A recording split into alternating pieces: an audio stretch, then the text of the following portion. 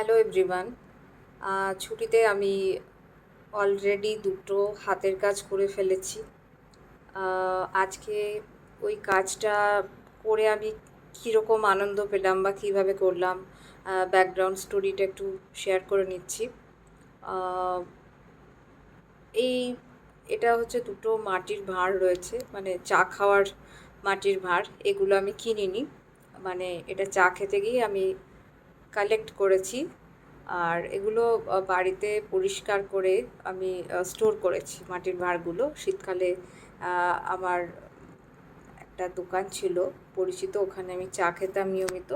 সেখান থেকে ওইগুলো ফেলে দেওয়া জিনিসকে আমি আবার কিভাবে নতুন করে ইউজ করা যায় সেই চিন্তাভাবনা থেকে আমার মাটির ভাঁড়গুলো এত পছন্দ হয়েছিল, আমি রেখে দিয়েছিলাম। তো অনেক রকমের মাটির ভাঁড় আমার কাছে রয়েছে, এই দুটো আমি চয়েস করেছি। আর আমার প্রথম থেকে ইচ্ছে ছিল যে মাটির ভাঁড়ে আমি ব্রাউন শেডের কোনো কালার করব। আমার খুব ন্যাচারাল কালার পছন্দ, মানে মাটির যেরকম রং হয় সেরকমই। তো প্রথমে আমি ব্রাউনই দিয়েছি। তারপরে যেহেতু মাটির ভাঁড়ে আঁকা আমার অভ্যেস নেই, দেখলাম ডিজাইন করতে গিয়ে একটু সমস্যা হচ্ছে, সারফেসটা একটু এবড়ো খেবড়ো আছে বলেই তো আমি সিম্পল ব্রাউনের সাথে হোয়াইট দিয়ে একটা ছোট ছোট ডিজাইন করেছি। এইভাবে টব দুটো তৈরি করেছি। তারপরে প্ল্যান্টগুলো তো আর্টিফিশিয়াল প্ল্যান্ট, বোঝাই যাচ্ছে।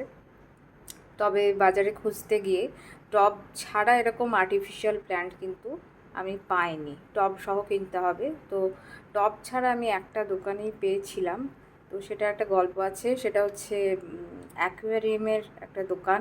সেখানে ওই অ্যাকোয়ারিয়াম সাজানোর জন্য এই আর্টিফিশিয়াল প্ল্যান্টগুলো বিক্রি হচ্ছিল। তো আমি জট করে নিয়ে নিলাম, আর সেগুলো একটু বাছাই করে পরিষ্কার করে আমি প্ল্যান্টগুলো বসিয়েছি। যেহেতু দুটো টবেরই ভালো ডেপথ আছে, তো এগুলো ভালো করে বসে গেছে।